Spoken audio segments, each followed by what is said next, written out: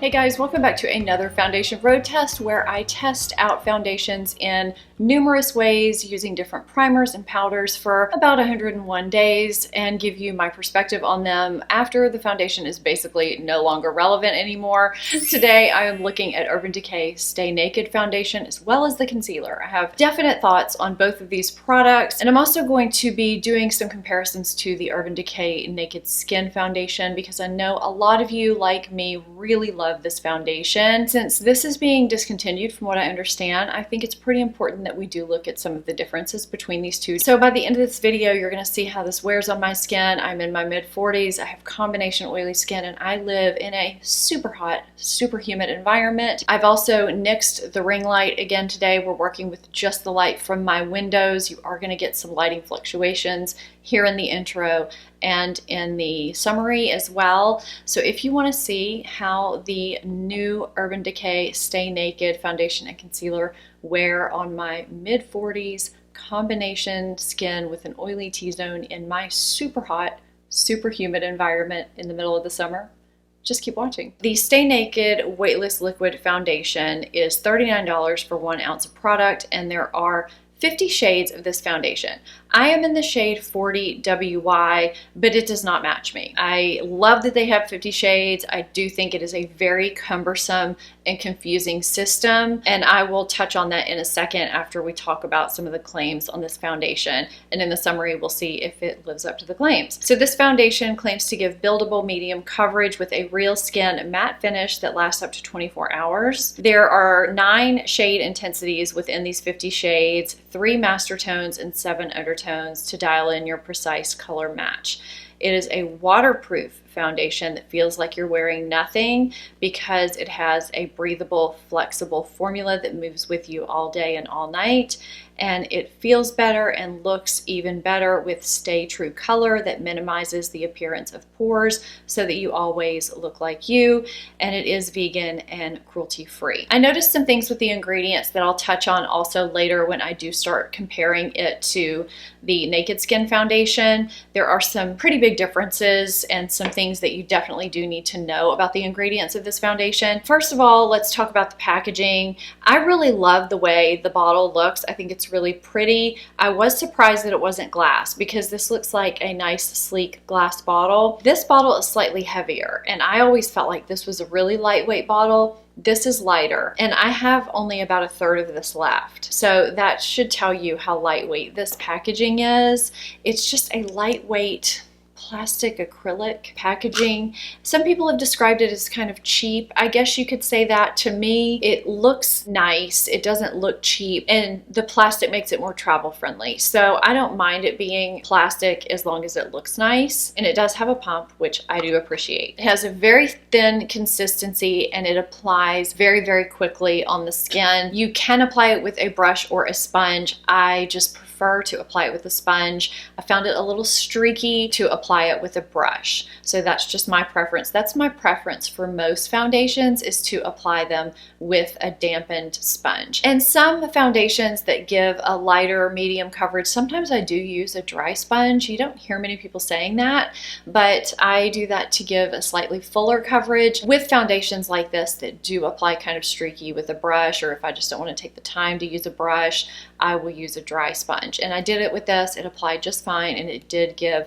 slightly more coverage. I would say that this is between a skin-like finish, a true skin-like finish, and a natural finish. It's not a skin-like finish. You're not going to fool anybody into thinking you're not wearing foundation when you wear this, yet it still looks nice and natural. And for those of you who are looking for true skin-like finish foundations that still give some coverage, I do have a video on that. I will link that up in the card as well as down below. A lot of you really liked that video, so I will link that for you.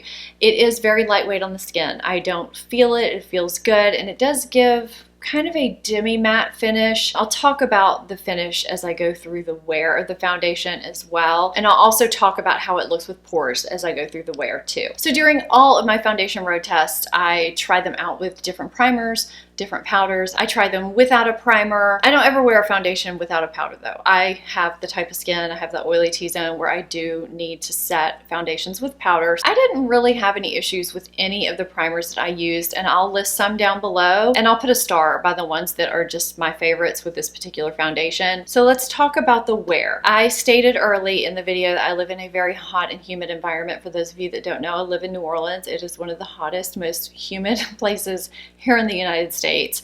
So I can really give foundations a good run in the summertime, especially with my oily T-zone. So I felt like this worked decently well for a long day, but it didn't do great with oil control. And I don't feel like this is the best foundation I've ever tried for my pores, and I don't feel like that got better as the day went on. I do feel like on less humid days it wore better and it looked better, but on regular humid days here and heavy humid days, it just didn't do that great. I wouldn't say it performed poorly, it was just okay. It wasn't one of the best foundations I've ever worn on a humid day. It wasn't one of the worst. It just did fine. But to say that this is a 24-hour foundation and it's going to last everyone with all skin types that lives in all climates 24 hours and be transfer resistant, that's not the case where I live. And I think I'm in kind of an extreme situation probably. So if you have my skin type and you live in a drier climate, it might work for you. If you have more normal skin or dry skin and live in a humid environment,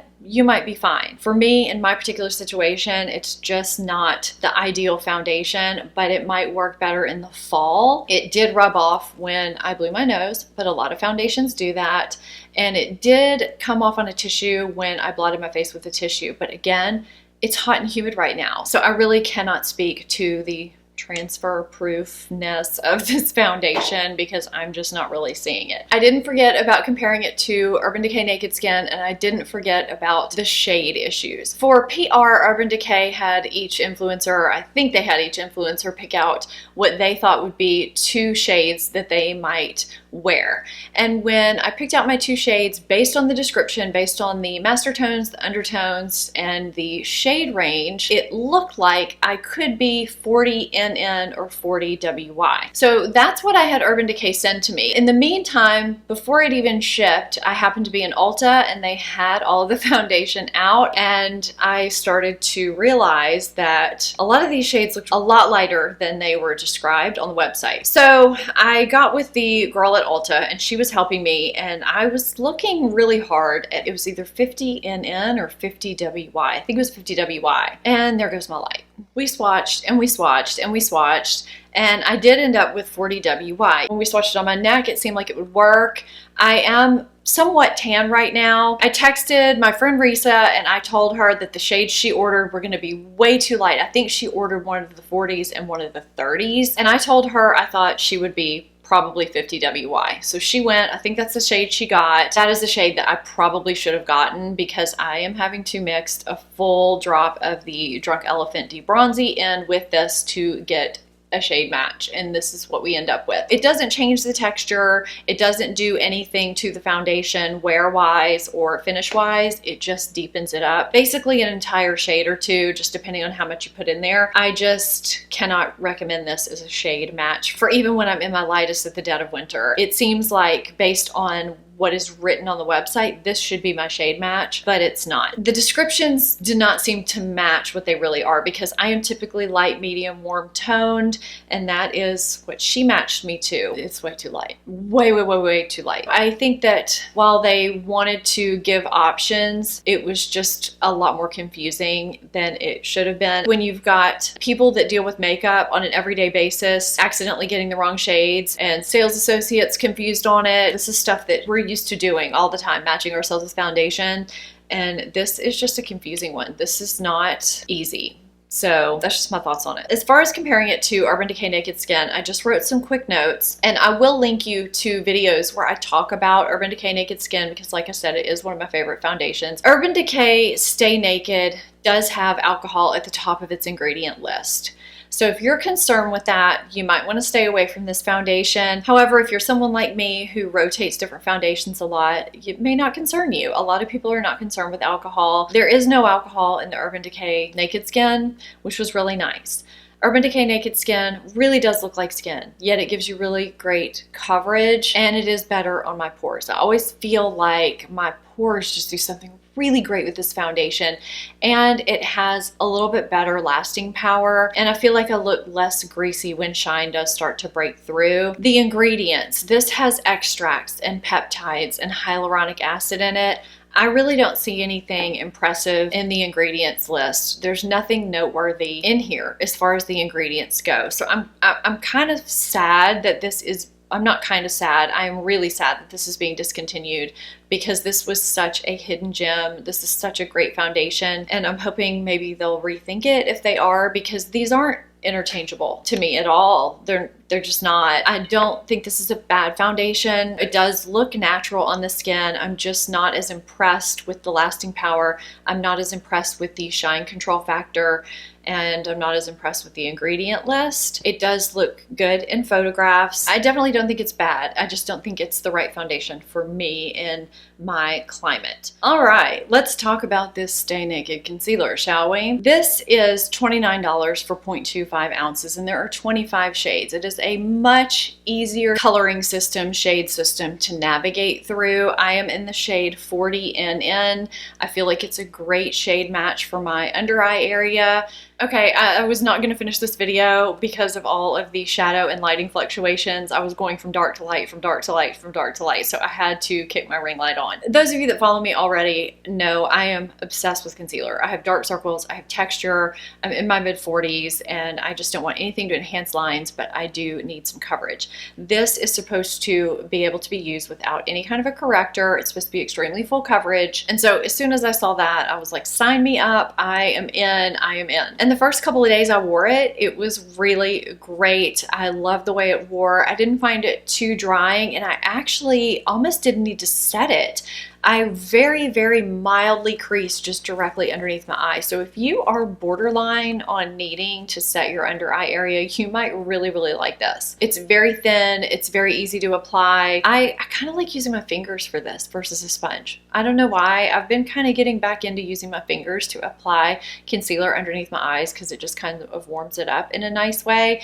It does cover well, and it does last all day. I have it on today, and I did not use any corrector under it at all. So I will say, even if you are someone who usually uses a corrector, you might be able to just use this concealer. I like the way it wears better all day. As far as being dehydrating, better than Tarte Shape Tape. So I do like that. But on day 3, the retinol eye cream that I started reusing that I hadn't used in a long time kicked in. And I had some dryness that wasn't evident until I put on this. It was unwearable. I mean, I could not wear it. I had to reapply my under eye makeup 4 times. The 4th time was when I finally just went with my Giorgio Armani under eye concealer, and it looked good because it's hydrating. I even topped it with powder, and it was fine, but I could not wear this. It looked horrible. I just had some dryness, more texture than what I usually have. So if you do have a lot of dryness and any kind of peeling or anything going on underneath your eye, I would not use this. I was video texting back and forth with my friend Michelle Wong when this was happening, and I was like, what is going on? Thank God I had my Armani concealer. But on a regular day, like now, it's been, what, 5 or 6 days since that happened, and I feel like it's working great, and I didn't need a corrector. So I feel like it's a little bit finicky. If you have oily under eyes, normal under eyes, I think you might really like it, and you may not even need to set it. So keep that in mind. It's going to depend on your under eye area. I really, really wanted to love this as much as I do this. I mean, this is just one of my babies. I don't know if it's been confirmed that this is being discontinued, but shades are running low on certain websites. I'm actually thinking about getting another one of these from Urban Decay before it sells out in my shade. I think if you can find your shade, you may want to give this a shot. I don't think it's a bad foundation. I think it could fit you if you have a certain skin type and live in a certain climate. Oily combination skin could do great with it if the climate is a little milder than what mine is, less humidity. I think normal skin could do really well with it. I'm not sure about dry skin though. There may be some blending issues with dry skin. I think the concealer, same. I don't think it's made for dry skin, but I think if you have normal or oily under eyes, I think you might really like this concealer. So that's my verdict. Let me know if you're planning on trying this foundation. If you have, what your thoughts are down below. And let me know what foundation or concealer you would like me to take a look at next. If you are not subscribed to my channel, please hit that subscribe button, become part of the family. Thank you so much for watching. I'll see you next time. Bye-bye.